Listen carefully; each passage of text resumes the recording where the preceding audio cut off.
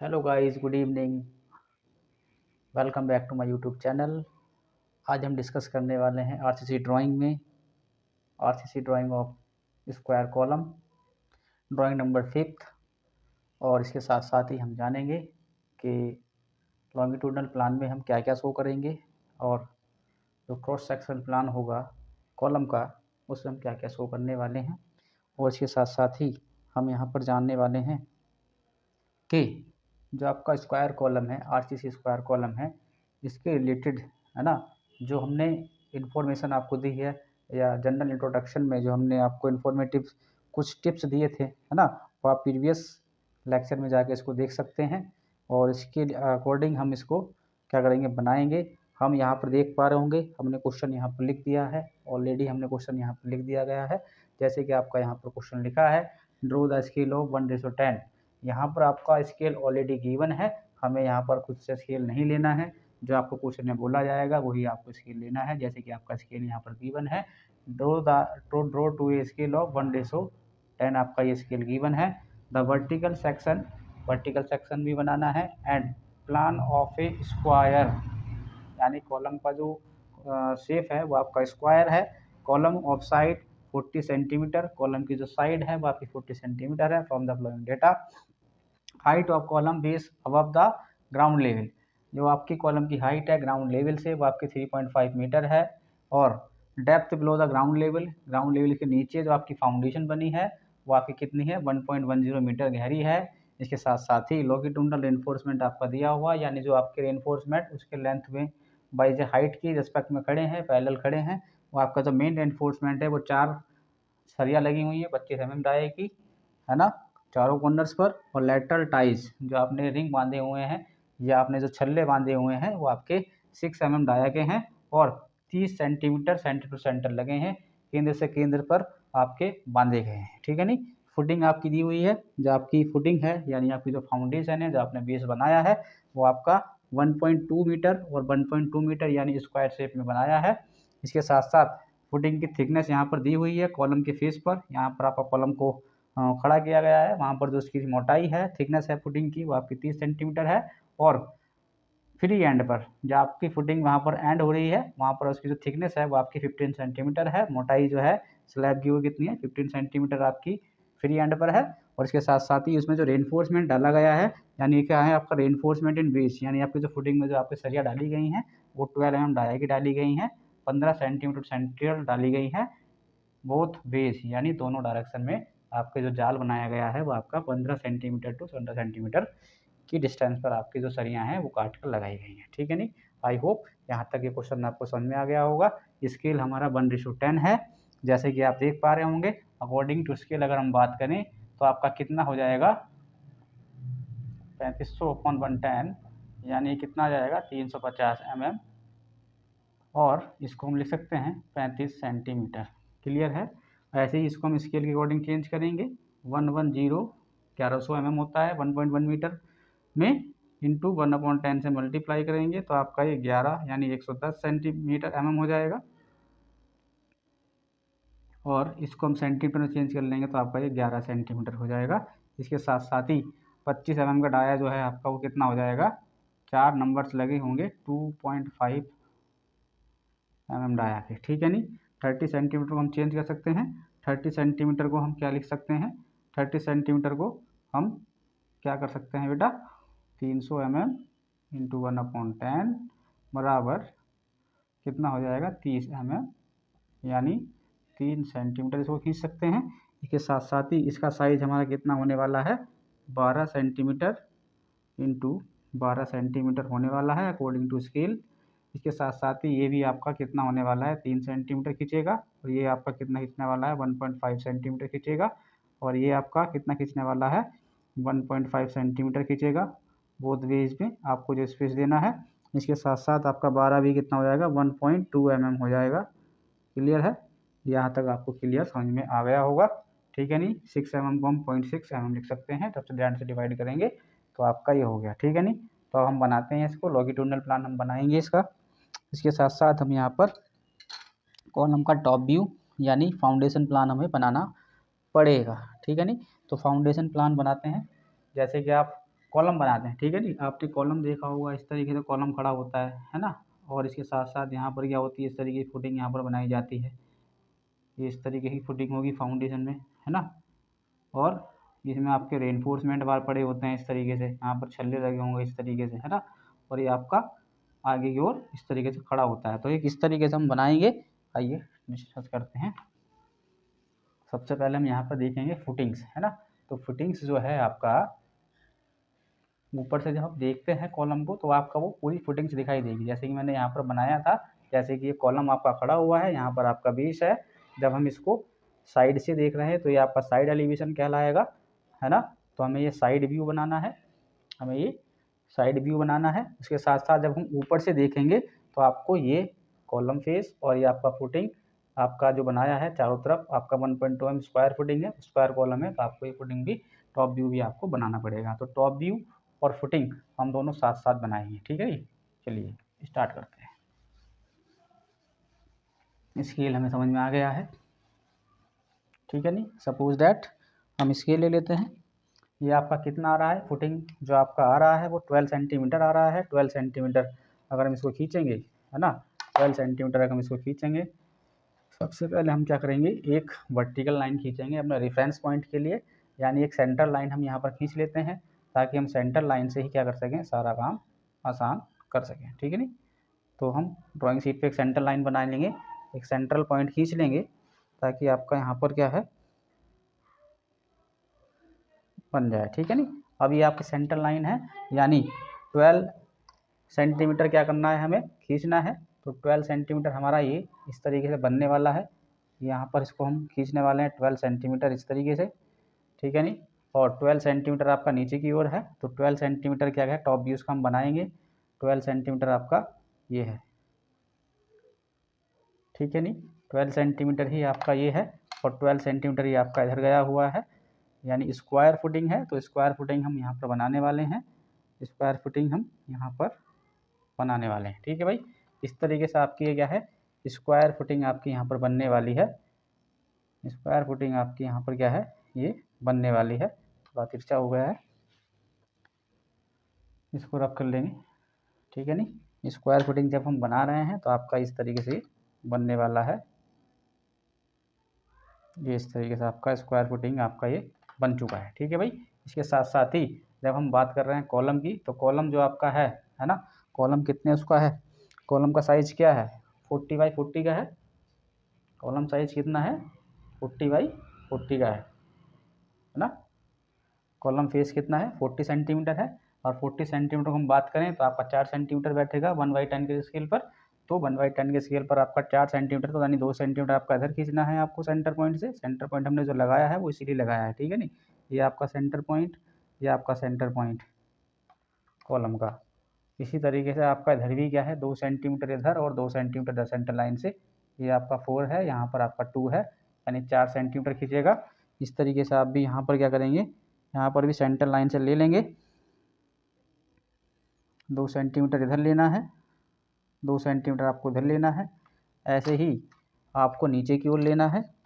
यहाँ पर भी हम क्या करेंगे, 2 सेंटीमीटर इधर और 2 सेंटीमीटर इधर ले लेंगे, ठीक है नहीं। यहाँ पर हम क्या कर लिया, मार्क कर लिया है कॉलम को, ठीक है नहीं, क्योंकि हम कॉलम बनाने वाले हैं इसी एस्पेक्ट में।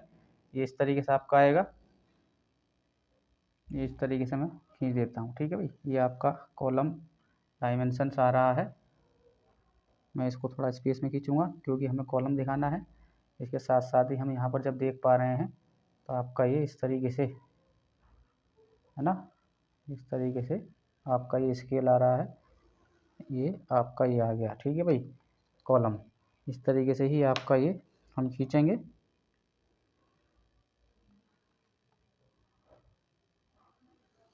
ये इसके बाद हम इसको इस तरीके से खींच देंगे तो आपका ये कॉलम खिंच जाएगा नीचे की ओर, ठीक है भाई। अब ये क्या है, हमारा नीचे की ओर आ गया है, ठीक है। और यहाँ से हम क्या कर देंगे, इसको रब करने वाले हैं यहाँ से, ठीक है भाई। ऐसे ही आपका इधर की ओर खींचना है। कितना खींचना है, 2 सेंटीमीटर खींचना है। 12 सेंटीमीटर हमारा टोटल है, तो यानी ये आपका कितना खींचना है, 4। तो 4 दूनी 8 यहाँ पर होगा। ऐसे ही आपका 4 दूनी 8 यहाँ पर हम करने वाले हैं।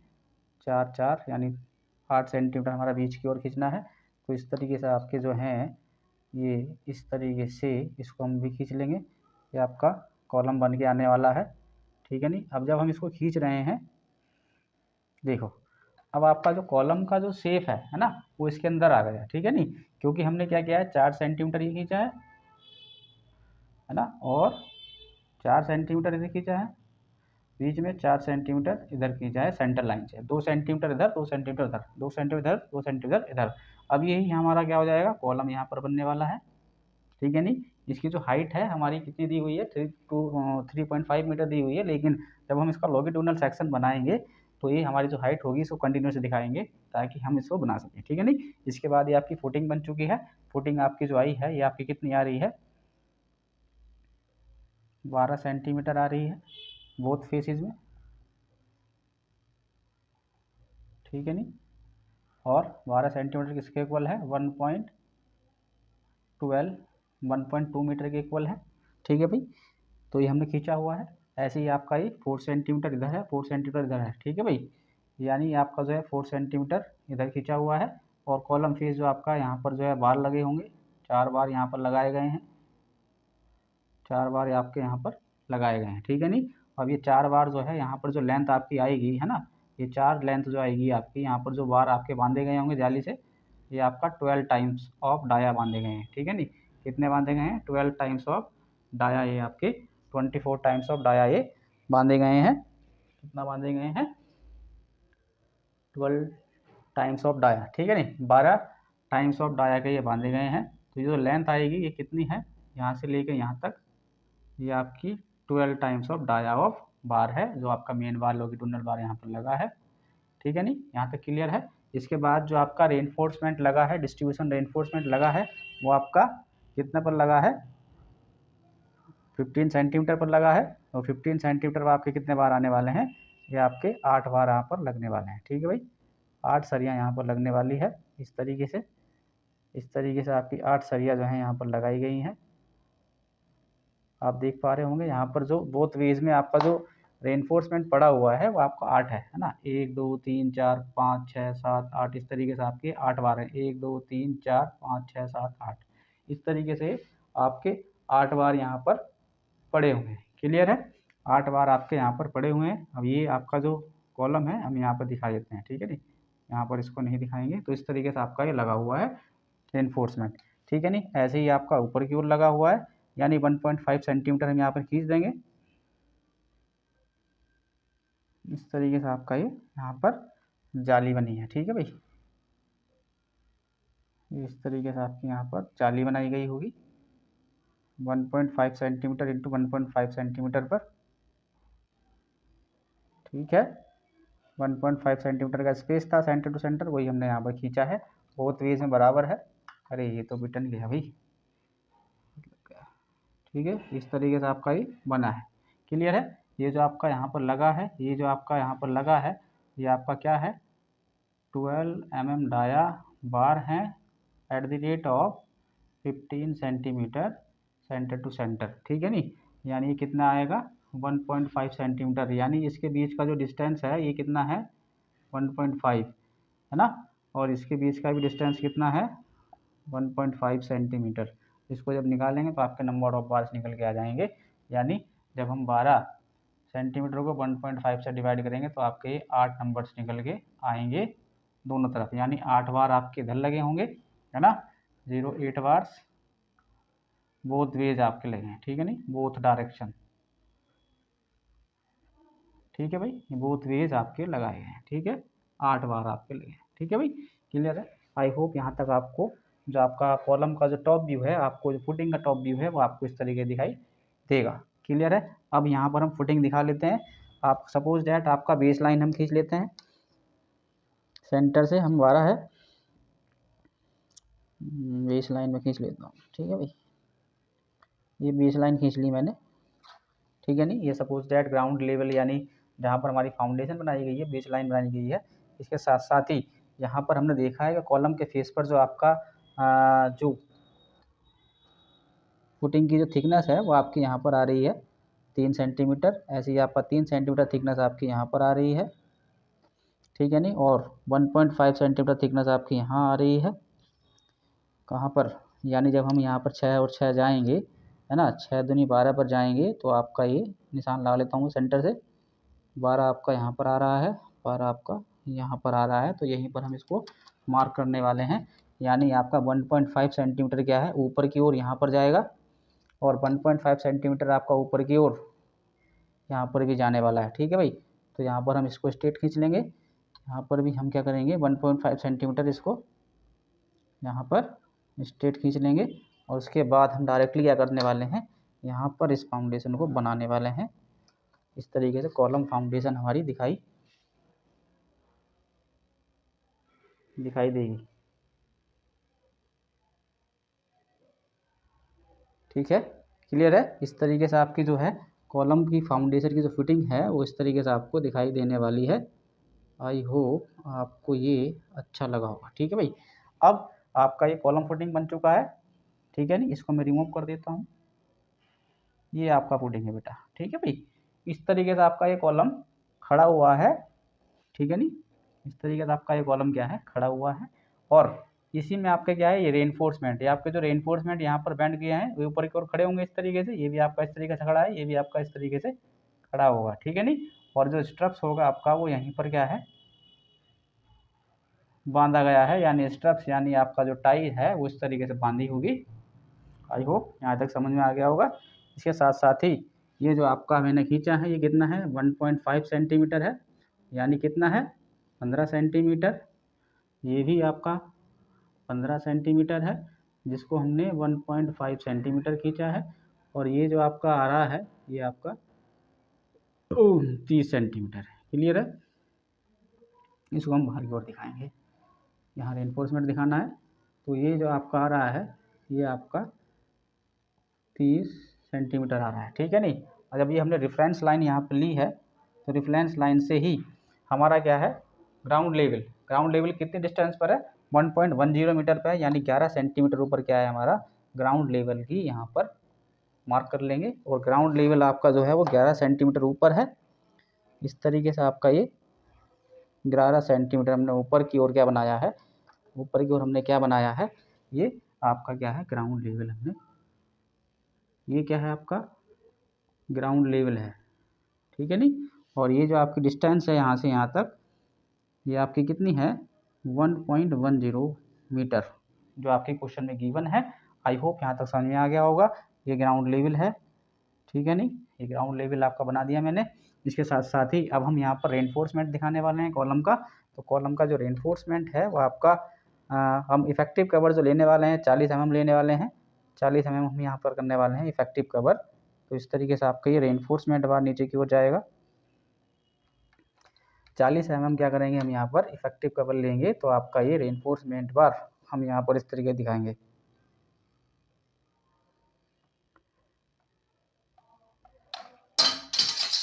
ठीक है भाई, इस तरीके से आपका रेनफोर्समेंट है दिखाई जाएगा। क्लियर है, ये रेनफोर्समेंट बार ऊपर लॉन्गिट्यूडनल बार आपका खड़ा है, ये थोड़ा सा स्पेस ज़्यादा हो गया। ठीक है, ऐसे ही हम यहाँ करेंगे। जो रेनफोर्समेंट का जो स्पेसिंग है वो आपका यहीं पर दिखाएंगे ये।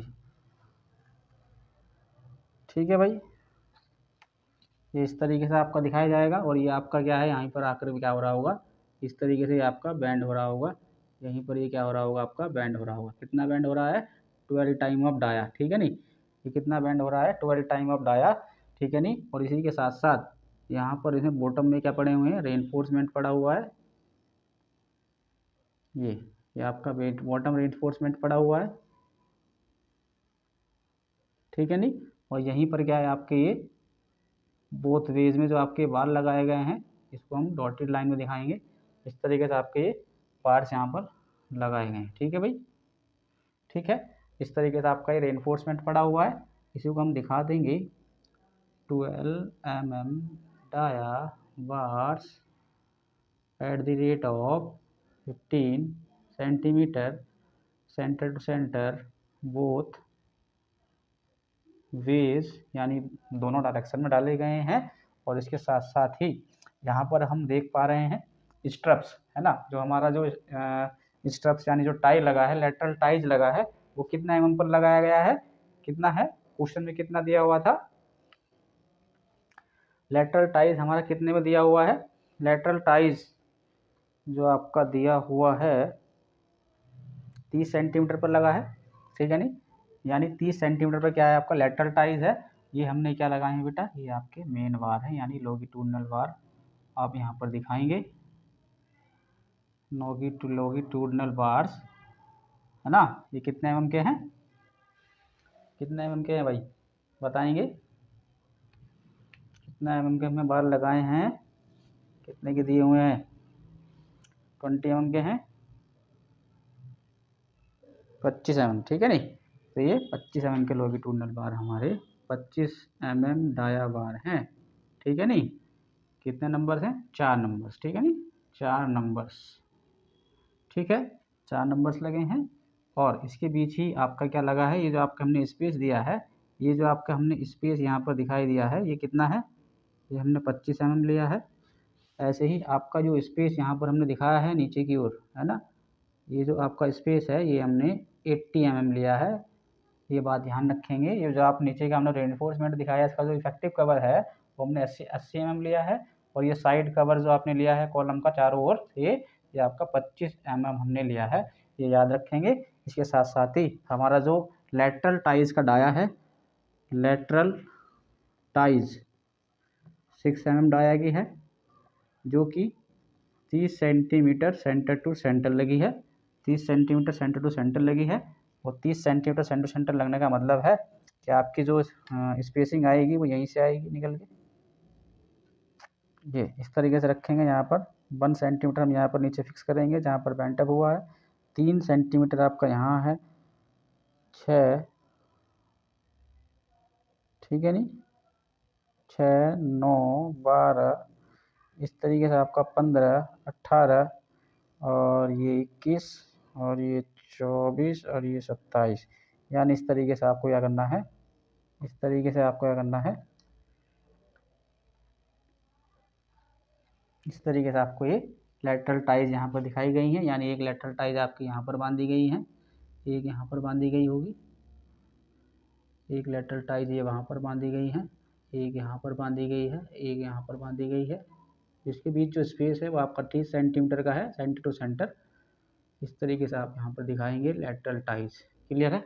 ये लेटरल टाइज आपकी यहाँ पर लगा दी गई हैं, ये आपकी बांधी गई हैं, रिंग बांधी गई हैं, जो हमने यहाँ पर दिखाया है लेटरल टाइज, ये लेटरल टाइज कितना है, 6 mm का है, dia lateral ties at the rate of 30 centimetre centre to centre. ऐसे ही हम यहाँ पर लिख देंगे कि दोनों जो टाई आपकी लगी हैं ये 6 mm डाया की हैं at the rate of 30 centimetre centre to centre लगाई गई हैं, क्लियर है। आई होप यहाँ तक कोई भी किसी भी स्टूडेंट को दिक्कत नहीं आई होगी। इसके साथ साथ हम यहाँ पर जो कॉलम बना रहे हैं इसमें हम क्या करेंगे, कंक्रीटिंग का साइन में बना देंगे, सिम्बल्स यहाँ पर ड्रॉ कर देंगे। आपका ये जो आपका आरसीसी कॉलम है, स्क्वायर कॉलम आपका यहाँ पर क्या है, बन के तैयार हो चुका है। ये आपका आरसीसी कॉलम बन के तैयार हो चुका है। ये इसका क्या है, ये जो आपका पोर्शन यहाँ पर दिखाया गया है ये लॉन्गिट्यूडिनल सेक्शन है,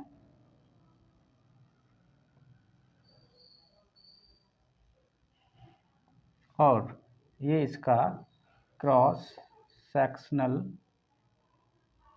प्लान है, ठीक है नहीं, ये आपका प्लान है कॉलम का, क्लियर है। इसको हम प्लान के नाम से भी जानते हैं। ये जो आपका फिगर है ये क्या है, आपका प्लान बनाया गया है, और ये आपका लॉन्गिट्यूडिनल सेक्शन खींचा गया है, ये याद रखेंगे।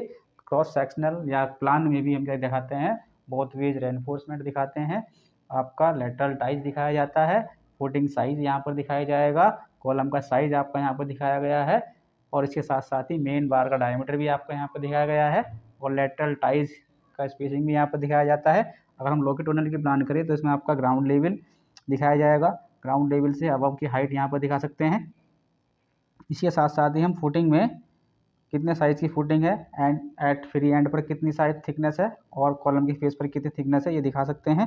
जैसे कि यहाँ पर 15 और 30 है और यहाँ पर हमने लेटरल टाइज और मेन रेनफोर्समेंट या लॉन्गिट्यूडिनल रेनफोर्समेंट हमें दिखाना होता है।